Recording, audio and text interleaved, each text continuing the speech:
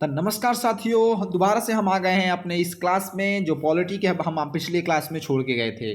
तो आज का जो हमारा टॉपिक है, जो चैप्टर है आज का जो हम पढ़ने वाले हैं, वो है salient features of the constitutions. Constitutions का हमारा साइलेंट फीचर्स क्या है उसके बारे में आज हम लोग जानेंगे। सबसे पहले तो आप लोगों को ये जानना होगा कि फीचर्स का मतलब होता क्या है। तो फीचर्स फीचर्स मतलब कोई भी चीज के जो अंदर का उसका क्वालिटी होता है ना, उसी को हम लोग एक हिसाब से फीचर्स बोलते हैं। जैसे कि एज फॉर एग्जांपल, अगर मान लीजिए आप कोई भी स्मार्टफोन लेते हैं, तो स्मार्टफोन में वो मान लीजिए आपने वीवो का स्मार्टफोन लिया। अब उस स्मार्टफोन का फीचर्स क्या क्या है।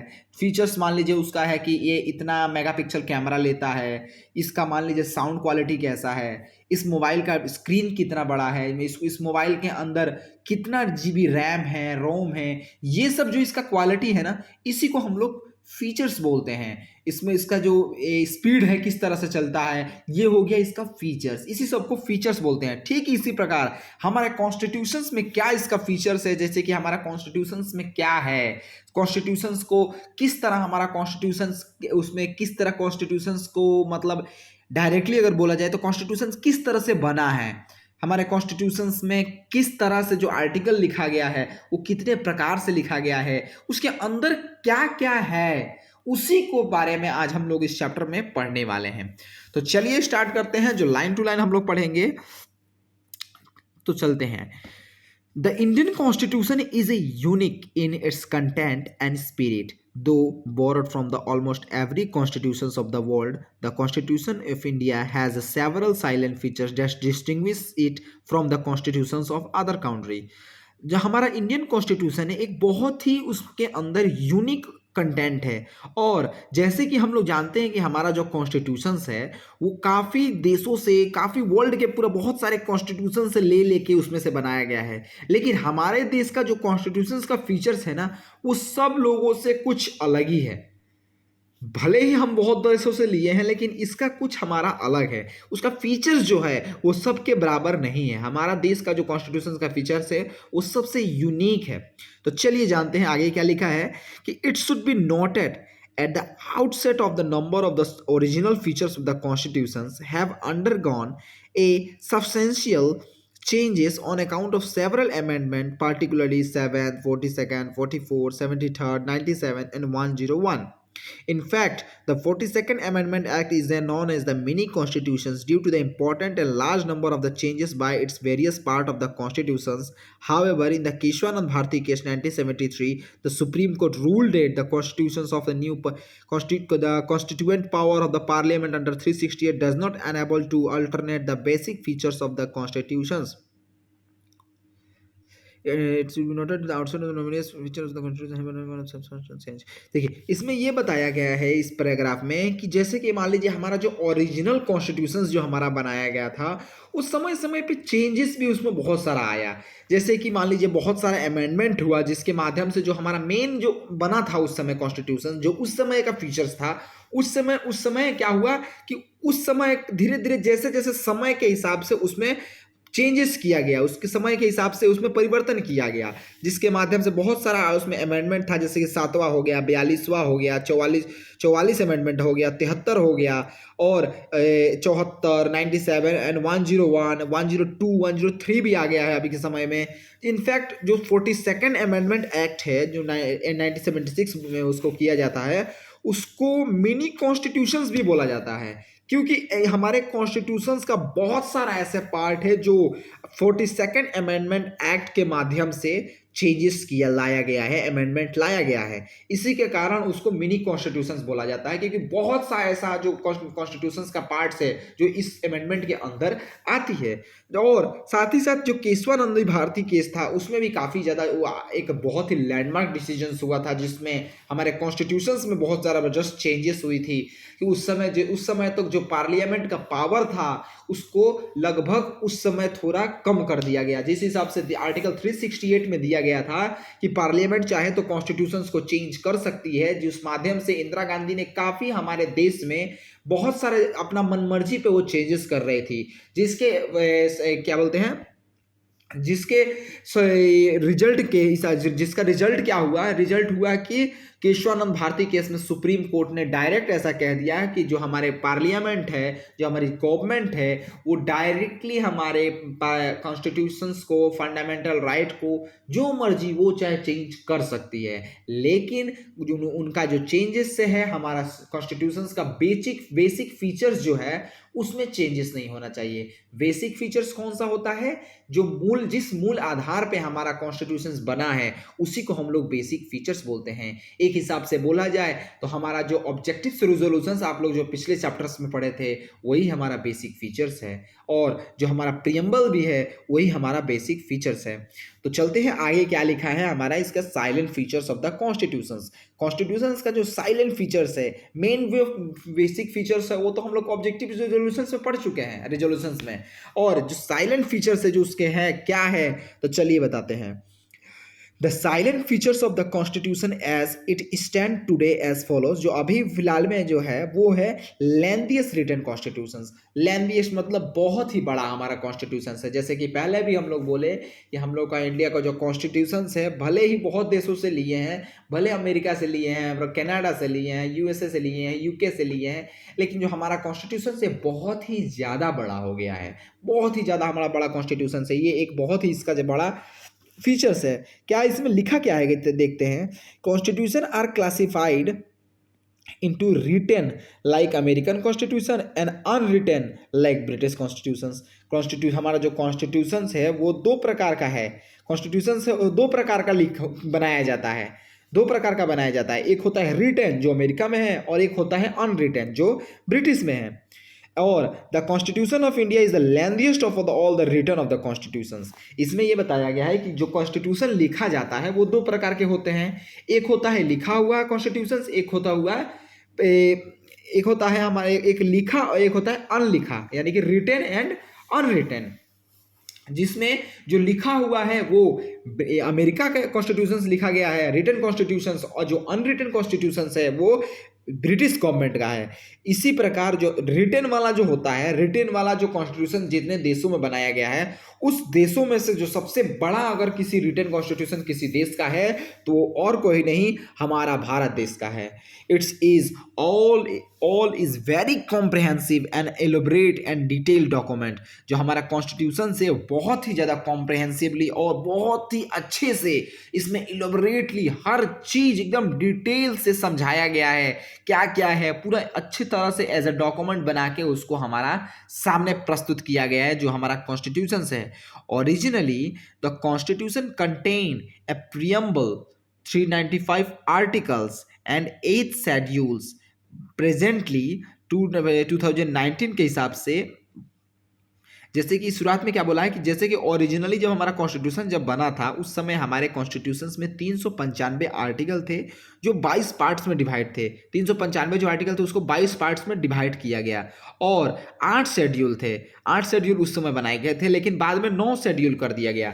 9 शेड्यूल कर दिया गया। 9 शेड्यूल के ही अंदर जो इंदिरा गांधी ने जो पावर डाला था ना, राइट टू प्रॉपर्टी वाला इन 9 शेड्यूल के तहत ही उसको किया गया था। तो ये ध्यान रखिएगा, एक इंपॉर्टेंट क्वेश्चन है, किस शेड्यूल के तहत इंदिरा गांधी ने राइट टू प्रॉपर्टी को कार्टेल मतलब change as a legal property बनाया था, उसको एज ए लीगल राइट, वो शेड्यूल 9 में डाल के। और उसमें सुप्रीम कोर्ट भी उसको नहीं कर सकती थी, लेकिन उसी समय तक जो शुरुआत में जब बनी थी तो 8 शेड्यूल था। और प्रेजेंटली अगर हम लोग बोलते हैं तो प्रेजेंटली 2019 के हिसाब से अगर हम लोग देखें तो आज हमारे कॉन्स्टिट्यूशन में प्रियम्बल है और 470 आर्टिकल है और टोटल 25 भाग में है, और शेड्यूल अब 12 हो चुका है। The various amendment carried out since the 1951 have deleted about 20 articles and one part 7 and added 95 articles. और जब से हमारा कॉन्स्टिट्यूशन 1951 के वजह से उसको अमेंडमेंट्स को मतलब जब से कॉन्स्टिट्यूशन को लिया गया है बहुत सारे आर्टिकल को डिलीट भी किया गया है, लगभग बहुत सारा, जैसे 20 आर्टिकल को डिलीट कर दिया गया है, और एक पार्ट 7 को ही पूरा डिलीट कर दिया गया है, और लगभग 95 आर्टिकल को जोड़ा गया है, और 4 पार्ट्स को भी जोड़ा गया है, ठीक है। एंड 4 शेड्यूल, 4 शेड्यूल को भी जोड़ा गया है, 9, 10, 11 और 12। No other constitutions in the world has so many articles and schedules. कोई दुनिया में ऐसा कोई भी कॉन्स्टिट्यूशंस नहीं है जिसके पास इतना सारा आर्टिकल्स और इतना सारा कॉन्स्टिट्यूशंस है। Four factor that have contributed to elephantized size of the constitutions। हमारा जो कॉन्स्टिट्यूशन बड़ा होने का ना कुछ कारण है। क्या कारण है कि सबसे पहला geographical factor, that is the vastness of the country and it's diversity. सबसे पहला है कि हम ज्योग्राफिकल फैक्टर, हमारा देश बहुत ही बड़ा है, ज्योग्राफिकली अगर देखा जाए तो बहुत ज़्यादा बड़ा हमारा देश है, और इसमें डाइवर्सिटी बहुत है, बहुत सारे जाति प्रकार के लोग हैं हर तरह। मान लीजिए साउथ में आप चले जाइए तो वहाँ के लोगों का अलग है, नॉर्थ में चले जाइए तो वहाँ का अलग है, वहाँ के जो लोगों का पूजा पाठ, शादीशुदा, जिंदा मरना, हर चीज़ का जो नियम है वो अलग है। उनका रहना सहना हो गया, लाइफस्टाइल हो गया, उनका मतलब पहनावा हो गया, बोलना हो गया, भाषा हो गया, हर चीज़ अलग है, रेस्पेक्ट हो गया, हर चीज़ उसमें अलग है। जिसी प्रकार हर लोगों के लिए एक अलग अलग नियम बनाया गया, हर क्षेत्र के लिए, हर लोगों के लिए एक अलग नियम बनाया गया। जिस प्रकार से एज फॉर एग्जाम्पल अगर हम लोग बोले तो बिहार में अगर हम लोग जाते हैं, बिहार यूपी में अगर आप जाइएगा तो वहाँ का एक लाठी लेना एक परंपरा है, यानी कि वहाँ के लोग लाठी ले सकते हैं। अगर कोई व्यक्ति लाठी लेकर वहाँ चलता है तो उसको कोई भी दिक्कत, मतलब कोई उसको इलीगली चाहे कोई भी दिक्कत नहीं बोल सकते। और ठीक उसी प्रकार पंजाब में लोगों को तलवार लेना एक परंपरा माना जाता है, वो भी तलवार लेके भी चाहे तो वो घूम सकते हैं। मतलब जिस हिसाब से जो कल्चर होता है उस हिसाब से हमारे कॉन्स्टिट्यूशंस में हर तरह का नियम बनाया गया है। ये एक पहला कारण था। दूसरा था historical factor that influence the government of Indian act which 1935 which was बल्कि। और एक होता है हिस्टोरिकल फैक्टर, जैसे कि जो गवर्नमेंट ऑफ इंडियन एक्ट 1935 जो बनाया गया था वो बहुत ही बड़ा था। जैसे कि अगर बोला जाए कि हमारा एक बात जानते हैं, जो हमारा कॉन्स्टिट्यूशंस बना है लगभग बहुत सारा उसमें से ऐसा आर्टिकल है जो गवर्नमेंट ऑफ इंडियन एक्ट 1935 से लिया गया है। आखिर गवर्नमेंट ऑफ इंडियन एक्ट 1935 है क्या? गवर्नमेंट ऑफ इंडिया एक्ट 1935 वो एक्ट है जिस एक्ट के माध्यम से एक बोला जाए तो मुंह बोला कॉन्स्टिट्यूशन वो लोग बना के दिए थे अंग्रेज हमारे दोस्तवासियों के लिए।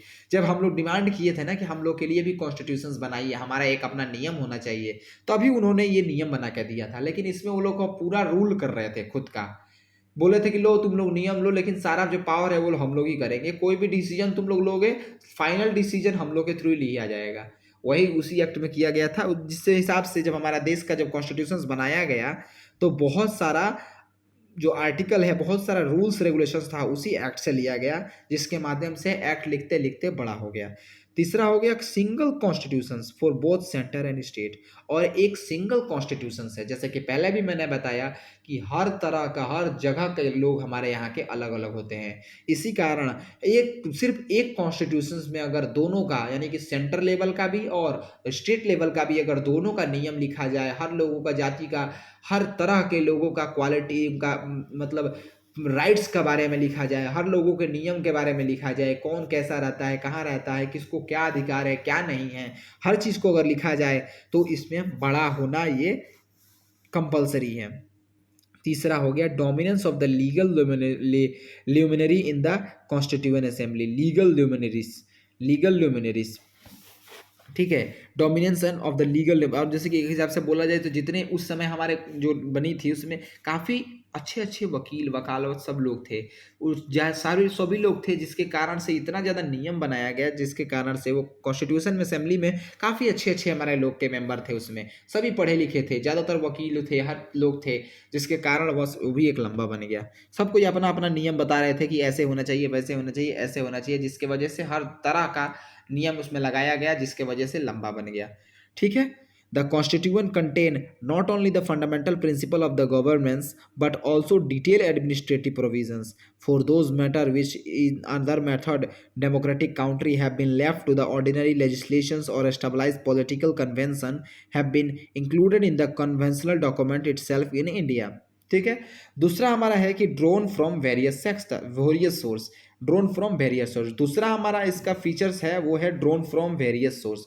ड्रोन फ्रॉम वेरियस सोर्स मतलब हो गया कि हमारा जो कॉन्स्टिट्यूशंस है काफ़ी ज़्यादा सोर्सेस से लिया गया है। जैसे पहले ही हम लोग ने बताया कि हमारा जो कॉन्स्टिट्यूशंस है दुनिया के बहुत सारे ऐसे देश हैं जिसके कॉन्स्टिट्यूशन से लिया गया है। ठीक है, क्या इसमें लिखा है, the constitutions of India borrow from the most of the provisions of the constitutions of various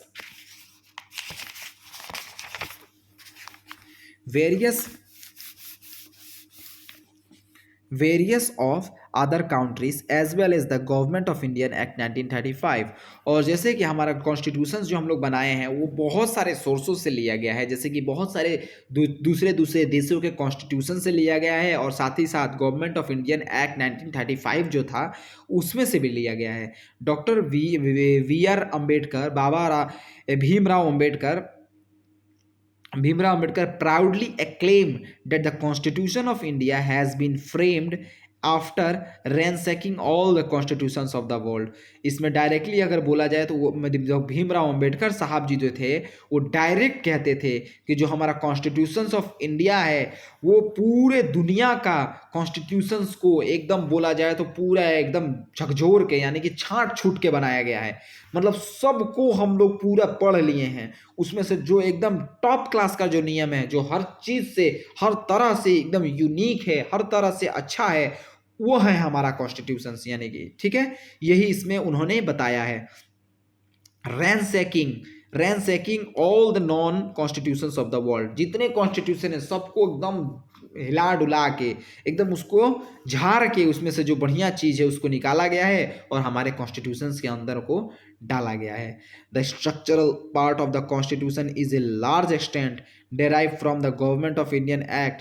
The philosophical part of the constitutions, the fundamental rights and directive principle of state policy derive their inspirations from the American and Irish constitutions। जो हमारा main philosophical जो part है, जो हमारा fundamental right है, fundamental right और DPSP जो था डायरेक्टिव प्रिंसिपल स्टेट पॉलिसी, वो अमेरिका और आयरिश कॉन्स्टिट्यूशन से लिया गया है। जो फंडामेंटल राइट है वो किस देश से लिया गया है? अमेरिका से। और जो directive principle of state policy वो कहाँ से लिया गया है? ईरिश कॉन्स्टिट्यूशन से लिया गया है। ठीक है। And the political part of the constitution that the principle of cabinet government and relations between the executive and legislative have been largely drawn from the British constitutions. और जो cabinet government relationship between the executive and legislature, और जो legislator और executive जो होते हैं हमारे, उनका जो नियम बनाया गया है, जिस हिसाब से मान लीजिए जो कार्यपालिका हो गई और न्यायपालिका हो गई, जो हमारी मान लीजिए हर चीज़ जो बताया जिस हिसाब से हमारा डिवाइड किया गया है, लेजिस्लेटिव को, एग्जीक्यूटिव को, ये सब सारे लोगों को डिवाइड किया गया है, उसी को ये कहाँ से लेंगे? नियम को लिए हैं ब्रिटिश से, क्योंकि ब्रिटिश कॉन्स्टिट्यूशन में लिया गया है। लगभग ब्रिटिश ही ना आए थे हमारे देश में, वही लोग तो इसी प्रकार बनाए थे कि पहले एक सेंटर होगा, सेंटर में एक मान लीजिए नियम बनाने वाले अलग होंगे, नियम बनाने के बाद एक पार्लियामेंट होगी, सब उनके पास था पहले से, तो उसी को देखते हुए लिया गया है। The other provisions of the constitution have been drawn from the constitutions of Canada, Germany, USSR, France, South Africa, Japan, and so on। The most profound influence and material of source of the constitution is Government of India Act 1935। जो सबसे most important यानी कि सबसे ज़्यादा अगर कोई चीज़ से लिया गया है वो गवर्नमेंट ऑफ इंडियन एक्ट 1935 से लिया गया है। The federal scheme, judiciary, governor, emergency power, public service commission and most of the administrative detail drone from this act. और जितना ये सब जो है इमरजेंसी के बारे में हो गया, गवर्नर के बारे में हो गया, जुडिशियरी के बारे में हो गया, ये सारा इसी एक्ट से लिया गया है। More than half of the provisions of the constitutions identity और bear a close resemblance of the article act government of Indian act 1935। लगभग आधा हमारा कॉन्स्टिट्यूशन इसी के अंदर से लगभग लिया गया है। Blend of rigidity and flexibility. Rigidity and flexibility मतलब क्या होता है कि हमारे कॉन्स्टिट्यूशंस में बहुत सारा ऐसा नियम बनाया गया है जो रिजिड है, यानी कि उसको कभी भी चेंज नहीं किया जा सकता। और फ्लेक्सिबिलिटी भी है। फ्लेक्सिबिलिटी यानी कि बहुत सा ऐसा भी नियम है जिसको समय के हिसाब से चेंज कर दिया जाएगा। जिस हिसाब से अगर बोला जाए तो जो वोटिंग का राइट होता है, शुरुआत में वोटिंग का जो राइट था 21 साल का होता था, लेकिन समय के हिसाब से, समय के परिवर्तन के हिसाब से आज उसको 18 साल का कर दिया गया है।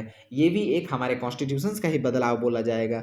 ठीक प्रकार उसी प्रकार जिस हिसाब से शादी का एज हो गया, पहले के समय में शादी कम एजों में होती थी, लेकिन आज के हिसाब से शादी का जो एज होता है वो चेंज करके गवर्नमेंट दिन प्रतिदिन आगे करती जा रही है, क्योंकि आज के समय में पढ़ाई इतना आवश्यकतापूर्ण हो गई है और बहुत ही ज़्यादा इम्पोर्टेंट हो गया है, जिसके कारण से जो बच्चे पढ़ाई अगर नहीं सही से कर पाएंगे तो उनका जो मैच्योरिटी होगा अच्छे से नहीं होगा, जिसके कारण से अच्छे से डेवलपमेंट नहीं होगी। ठीक है, तो इसमें क्या लिखा गया है, the constitution classified into rigid and flexible. A rigid constitution one which that require a special procedure for its amendment, as for example the American constitutions. A flexible constitutions on the other hand that is amended in the same manner as the ordinary law, or the same for example the British constitutions. इसमें ये बताया जैसे rigid constitution वो constitution है जिसको by chance अगर कभी मान लीजिए कभी चेंज करना होगा तो उसमें बहुत ही ज़्यादा स्पेशल प्रोसेस करना पड़ेगा, बहुत ही स्पेशल प्रोविजंस किया जाएगा। जो हमारा है अमेरिकन कॉन्स्टिट्यूशन जिसको लिए हम लोग, किसमें स्पेशल है, जो हमारा रिजिड कौन सा आता है, अमेरिका वाला। अमेरिका से हम लोग क्या लिए थे, फंडामेंटल राइट को लिए थे। तो फंडामेंटल राइट को लिए थे तो इसमें ये हमारा बहुत ही ज़्यादा स्पेशल प्रोसेस किया जाएगा, उसके बाद ही उसको चेंज किया जा सकता है। ठीक है, जिस प्रकार जब फंडामेंटल राइट को एक बार चेंजेस किया गया था तो काफ़ी ज़्यादा उथल पुथल मच गया था, जिसके बाद फाइनली 1973 में जो केशवानंद भारती केस का जो रिजल्ट आया था वही एक बहुत ही ज़बरदस्त, मतलब एक एग्जाम्पल बोल दिया जाएगा अगर पार्लियामेंट फंडामेंटल राइट को अगर हिलाने डुलाने की कोशिश की जाए तो। ठीक है, और जो फ्लेक्सिबल इसमें बताया गया है, फ्लेक्सिबल उन कॉन्स्टिट्यूशंस को बताया गया है, उन नियमों को बताया गया है जो हम ब्रिटिश से लिए हैं। ब्रिटिश से क्या लिए हैं, लेजिस्लेटिव और एग्जीक्यूटिव के बारे में। तो लेजिस्लेटिव और एग्जीक्यूटिव का नियम जब चाहे हम लोग चेंज कर सकते हैं। ठीक है, the constitutions of India is neither rigid nor flexible but A synthesis of both. हमारा कॉन्स्टिट्यूशन ना ही पूरा रिजिड है और ना ही पूरा फ्लेक्सिबल है, लेकिन दोनों को लेकर चलती है, यानी कि सिंथेसिस है, मिली हुई है, दोनों उसके अंदर क्वालिटी है। जब जरूरत पड़ने पे चेंज भी हो जाती है, अब जरूरत ना पड़ने पे स्थिर भी हो जाती है।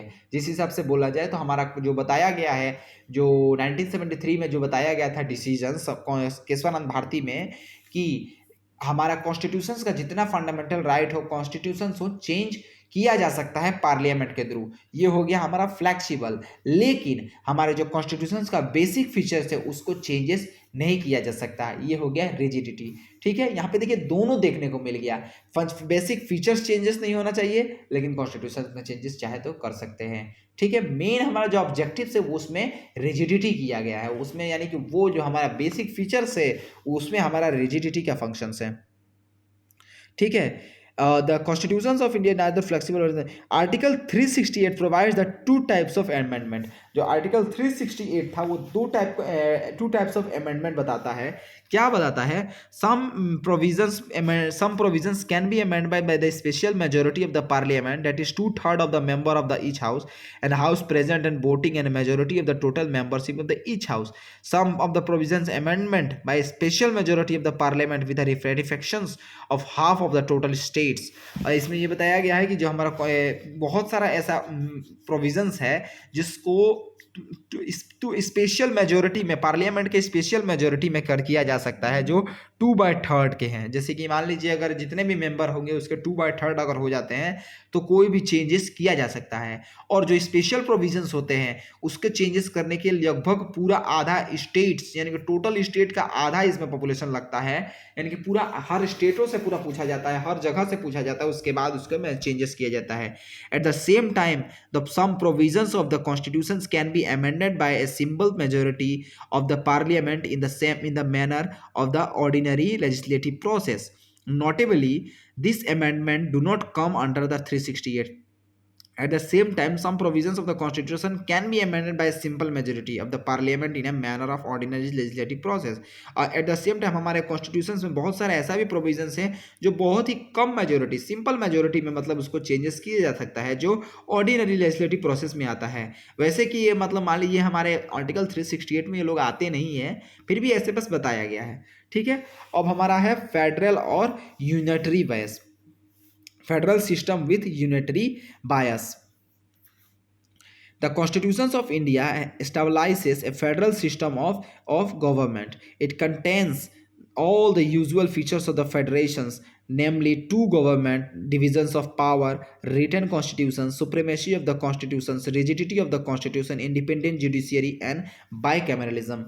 डायरेक्टली यहाँ पे बताया गया फेडरल सिस्टम के बारे में, डायरेक्टली यहाँ पे बता दिया गया हमारा जो कॉन्स्टिट्यूशन है, जो हमारा गवर्नमेंट जो ये बताई है जो हमारे इसमें जो हमारा सिस्टम है वो फेडरल सिस्टम है, यानी कि हमारे देश में दो गवर्नमेंट, दो पावर ऑफ डिविजन्स है, यानी कि स्टेट लेवल का पावर है और सेंट्रल लेवल का पावर है, कंकरेंट लेवल का पावर है। तीन प्रकार का पावर है हमारे देश में। और साथ ही साथ हमारे देश में रिजिडिटी ऑफ द कॉन्स्टिट्यूशंस है, एक इंडिपेंडेंट जुडिशियरी भी है, और साथ ही साथ बाइकैमरलिज्म है। बाइकैमरलिज्म यानी कि जहाँ दो हो, एक विधानसभा और विधान परिषद, दो होते हैं, उसी हम लोग बाइकैमरलिज्म बोलते हैं। However, the Indian Constitution also contain a large number of unitary and federal non-federal features. हमारे देश में बहुत सारा ऐसा जो फीचर्स है वो यूनिटरी है और नॉन फेडरल फीचर्स भी है। क्या है? A strong centre, single constitutions, single citizenship, flexibility of the constitutions, integrated judiciary, appointment of the governor by the center, all the Indian service emergency provisions, so on। यानी कि हमारे देश में कुछ ऐसा यूनिटरी फंक्शंस भी किया जाता है। वो क्या है? जो सेंटर में होता है वो पावर होता है, यानी कि प्राइम मिनिस्टर मान लीजिए हो गए, वो पावरफुल होते हैं। तो ये एक यूनिटरी गवर्नमेंट का चिन्ह है। और साथ ही साथ सिंगल सिटी कॉन्स्टिट्यूशन है, एक ही कॉन्स्टिट्यूशन है, हर स्टेट लेवल में अलग अलग कॉन्स्टिट्यूशन नहीं है। फेडरल का क्या नियम है? फेडरल फीचर्स का होता है कि उसका हर स्टेट का एक अलग नियम होना चाहिए, उस हर स्टेट का अपना नियम होना चाहिए, वो फेडरल में गिनती किया जाता है। और साथ एक सिंगल सिटीजनशिप है, ड्यूअल सिटीजनशिप नहीं है। अमेरिका में ड्यूअल सिटीजनशिप होता है, हमारे देश में सिंगल सिटीजनशिप होता है। और इंटीग्रेटेड जुडिशियरी जो है सारा एक इंटीग्रेटेड है, अलग अलग नहीं है। जो हाई यानी कि डिस्ट्रिक्ट से हाई कोर्ट से जुडिशियरी कोर्ट, ये सुप्रीम कोर्ट, ये सारा एकदम इंटीग्रेटेड है, एकदम अलग अलग नहीं है, मिला हुआ है। यानी कि ओवरऑल अगर बोला जाए तो हमारा जो कॉन्स्टिट्यूशंस है वो क्या डायरेक्ट लिखा गया है, यहाँ पे ठीक लिखा गया है, फेडरल सिस्टम विथ यूनिटरी बायस। हमारे कॉन्स्टिट्यूशंस में फेडरल सिस्टम है, लेकिन इसमें यूनिटरी का भी इसमें छाया दिखाई देता है, एक यूनिटरी बायस है। क्योंकि इसमें हमारे कॉन्स्टिट्यूशन में क्या है लिखा, इसमें पावर का भी डिविजन्स है, लेकिन जो पावर का डिविजन्स है लेकिन सेंट्रल में स्ट्रांग पावर है, तो ये तो यूनिटरी हो गया। और डिवीजन ऑफ पावर हो गया, यानी कि ये फेडरल हो गया। सिंगल कॉन्स्टिट्यूशंस है, हर स्टेट का अपना कॉन्स्टिट्यूशंस नहीं है, ये एक अपना हो गया क्या बोलते हैं, यूनिटरी का क्वालिटी। और स्टेट लेवल में मान लीजिए अलग चीफ मिनिस्टर होते हैं, वहाँ के स्टेट लेवल के मिनिस्टर अलग होते हैं, इसके अलग होते हैं, ये एक फेडरल का क्वालिटी हो गया। ठीक इसी प्रकार एक हमारा देश जो है वो दोनों को लेके चलता है, federal system with unitary bias, दोनों को लेके चला जाता है। Moreover then the federation has now been constitution article 1 on the other hand describe India as a union of states which implies two things. One, Indian federation is not a result of the agreement of the states, and number two, no state shall the right to succeed from the federations।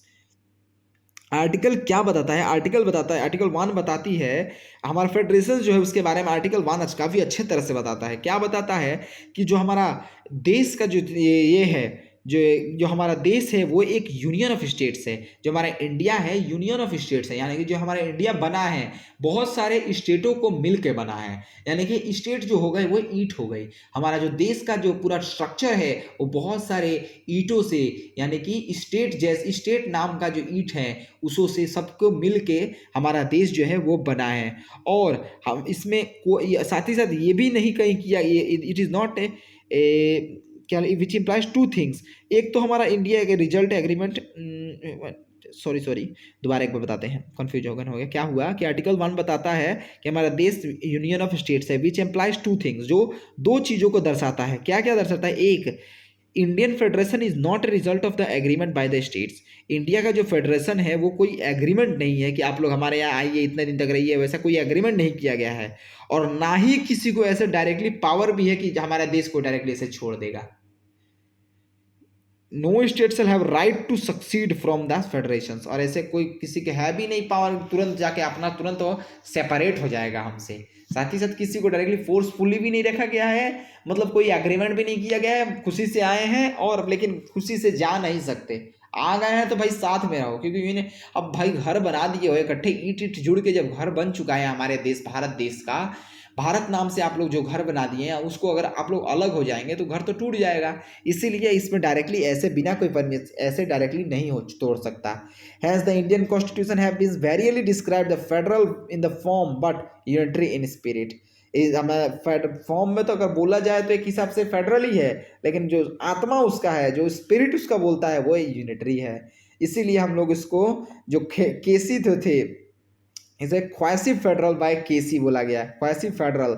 Various bargaining federalism by Morris Jones, cooperative federalism by Granville Austin, federation centralising tendency by Ivor Jennings. So ठीक है, काफी जो सबको बारे में इसमें debate करते हैं कि नहीं वो है इस टाइप का है, मतलब फेडरेशन से यूनिटरी के बारे में। ओवरऑल डायरेक्टली आपको पूरा पता चल गया होगा कि हमारा देश जो है वो एक फेडरल है और साथ ही साथ यूनिटरी भी है। हमारा देश दोनों को लेकर चलता है। जैसे कि बोला नहीं गया हो कि जिस प्रकार अंबेडकर साहब ने क्या कहा कि हम लोग का जो कॉन्स्टिट्यूशन है हम लोग बहुत ज़्यादा रैंसक करके लाए, यानी कि बहुत सारे वर्ल्ड के कॉन्स्टिट्यूशन को हिला डुला के, यानी कि उनका जो बढ़िया वाला जो यूनिटरी का जो बढ़िया था उसको ले लिए, जो फेडरल का था उसको भी ले लिए, दोनों को लिए हैं। इसीलिए तो हमारा दोनों का है, रिजिडिटी, फ्लेक्सिबिलिटी, यूनिटरी, फेडरल, दोनों का क्वालिटी है। ठीक है, अब हम लोग पार्लियामेंट्री फॉर्म्स ऑफ गवर्नमेंट पढ़ेंगे। पार्लियामेंट्री फॉर्म्स ऑफ गवर्नमेंट अगले हम लोग क्लास में पढ़ेंगे। ठीक है, तो आज के लिए इतना ही। अच्छा लगा हो तो लाइक एंड सब्सक्राइब जरूर करिएगा। धन्यवाद। Okay, thank you.